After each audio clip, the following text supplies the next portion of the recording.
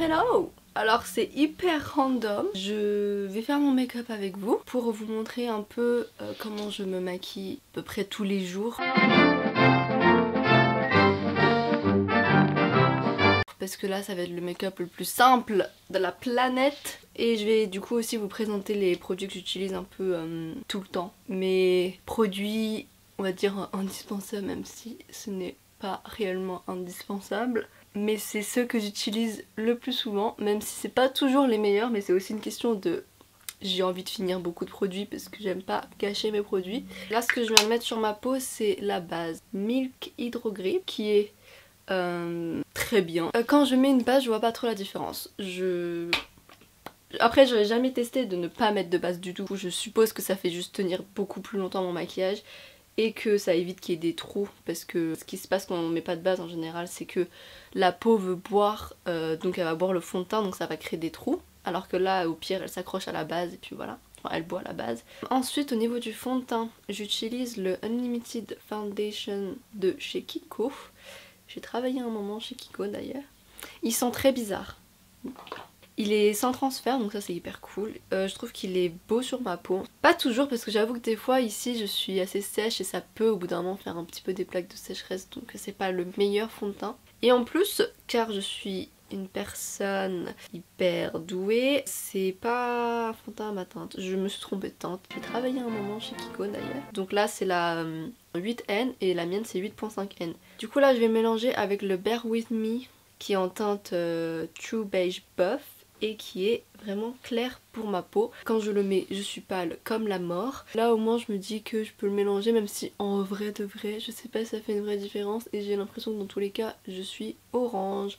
Ah ouais, je suis vraiment orange en fait. Quand je me vois dans la vraie vie c'est pas la même chose hein. Et j'utilise une éponge IMAX Design, donc évidemment inspirée par Marion Caméléon, qui est une très bonne éponge parce qu'elle est souple. C'est pas un fond de teint hyper couvrant, mais c'est ce que j'aime. Ce que je n'aime pas, en tout cas pas en ce moment, c'est les teints mat et... Ah mais je suis orange. La même chose. Ce que j'aime en ce moment c'est les teints... Putain j'arrive pas à finir ma phrase. Ce que j'aime en ce moment c'est les teints légers et pseudo naturels. Je me considère pas comme quelqu'un d'hyper naturel, donc je peux pas dire que je suis vraiment naturelle, mais qui donne pas un effet cakey sur la peau et qui n'est pas trop mat. Moi j'aime bien l'effet naturel du glowy. Ah, c'est quoi ça? What the fuck man? Franchement il tient super longtemps. À la fin de la journée, mon teint il est pratiquement pareil que le matin. C'est juste que des fois il y a des plaques de sécheresse autour de mon menton, comme je l'ai dit, mais c'est vraiment parce que j'ai un menton hyper sec.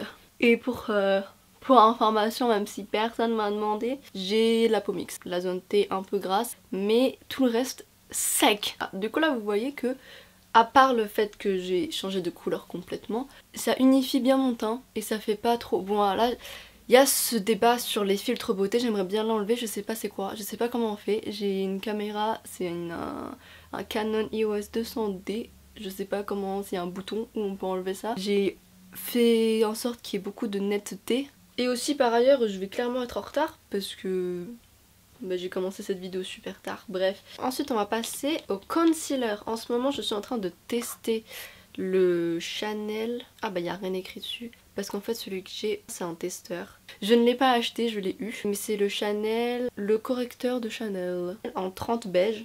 Et il est pas mal parce qu'il est pas hyper couvrant encore une fois. Il est pas sec. Parce que le Shape Tape de chez Tarte, une arnaque sur ma peau en tout cas à moi. Celui-ci il est beaucoup plus fluide. Il a une texture un peu mousse. Je sais pas si on le voit. Non on voit pas du tout. Mais bref l'embout il est tout petit. Je vais le blender.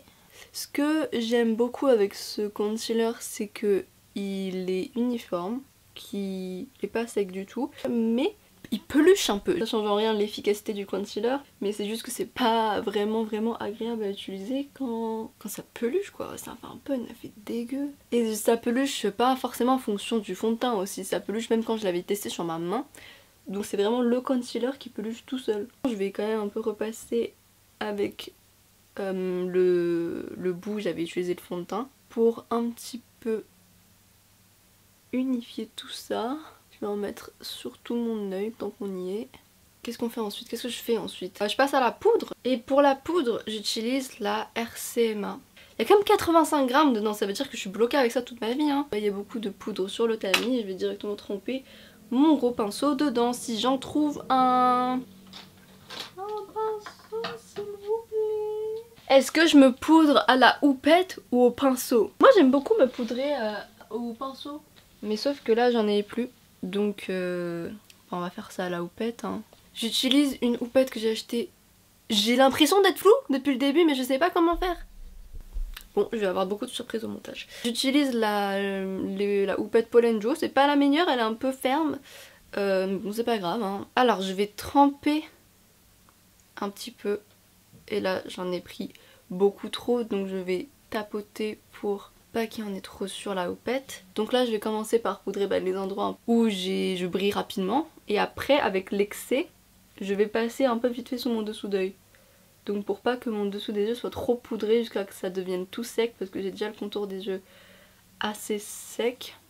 Et ce que j'aime bien avec le fond de teint Kiko aussi, c'est qu'il tient toute la journée et donc par exemple moi, ici dans les plis, ça file très vite. Ça donne un effet un peu dégueu, on voit bien que t'as mis du gros fond de teint sur ta gueule. Donc j'en mets beaucoup trop en fait depuis tout à l'heure. Ah c'est ridicule. C'est pas la meilleure poudre que j'ai jamais utilisée de ma vie, hein. Franchement, bon, c'est un peu la seule. Mais bon, après, pour le prix qu'elle m'a coûté, parce qu'elle m'a coûté quoi, 11-14 €, quelque chose comme ça, c'est vraiment rien pour 85 grammes et elle fait largement le job. Si vous voulez être matifié, ça matifie clairement. Et en général, je poudre pas forcément le reste de mon teint à part ma zone T. Mais là, je me sens un peu de poudrer. Non, en fait, je me sens pas, mais c'est trop tard. J'ai mis la poudre sur mon truc. Je vais poudrer un petit peu ici, hein. Je sais pas. Et ensuite, on va passer aux sourcils. Avant, je faisais jamais mes sourcils parce que je considérais que j'avais déjà les sourcils assez fournis. Et aussi, je me disais que j'avais une frange, donc que quoi qu'il arrive, on verrait rien. Mais en fait, une fois, j'ai testé et j'adore. J'utilise le Eyebrow Multitasker de chez Kiko. La pointe, elle est comme ceci. C'est un peu un bout en cire. Il est assez épais et du coup, j'aime pas trop le fait que ce soit aussi épais. Et j'aurais pas aimé le fait que ce soit plus fin parce que ça aurait été un peu long quoi, parce que j'ai pas des petits sourcils et je fais pas du poil à poil. Moi je suis encore en 2016 et je remplis tous mes sourcils. J'ai envie de m'acheter une pommade à sourcils d'ailleurs parce que je pense que c'est quelque chose qui me conviendrait beaucoup mieux.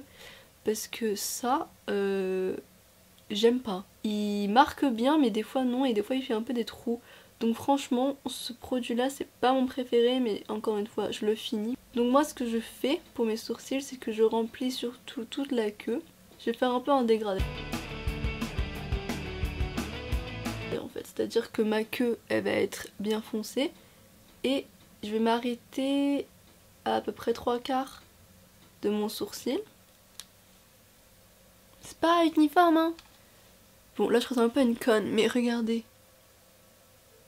Et là du coup, maintenant que j'ai rempli les 3/4 et que je ressemble à une sombre idiote, je vais utiliser le goupillon. Je vais aller dégrader un petit peu et emmener la matière vers le reste de mon sourcil qui n'a pas été touché.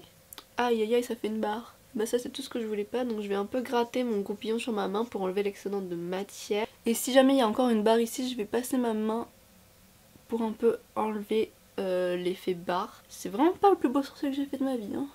Il fallait que je sois filmée quand ça arrive. Je suis clairement en train de m'arracher des poils de sourcils.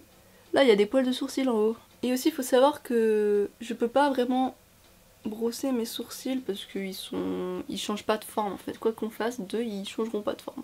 Et c'est pour ça que la mode du Browiz d'Anastasia par exemple, ou même des sourcils au savon, ça ne marche pas sur moi. Et du coup c'est pour ça que moi je trouve la technique de les remplir beaucoup et de faire un sourcil un peu à la 2016, ça me convient.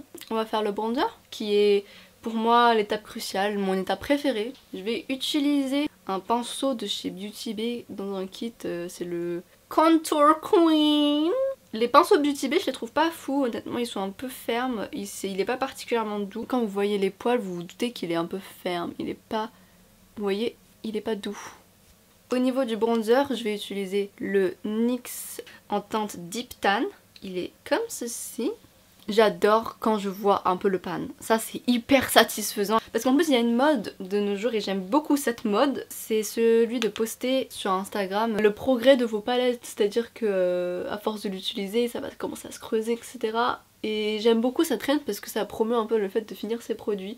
Ce qui est quelque chose de super important.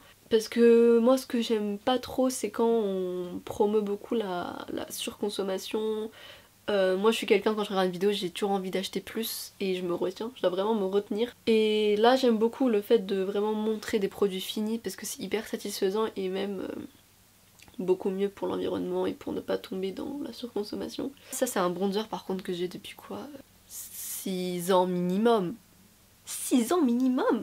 Non je dirais 5-6 ans. Et pourtant il en est encore à là quoi, je vois même pas la partie métallique du truc. Alors que le bronzer c'est je pense le produit que j'ai utilisé depuis tout ce temps le plus parce que je me suis pas directement beaucoup maquillée. Je me suis pas directement beaucoup maquillée. Ah mais c'est un enfer cette vie. Je ne me suis pas toujours beaucoup maquillée. Fut un temps au lycée, donc là faut savoir que j'ai 22... Oula non j'ai 21 ans.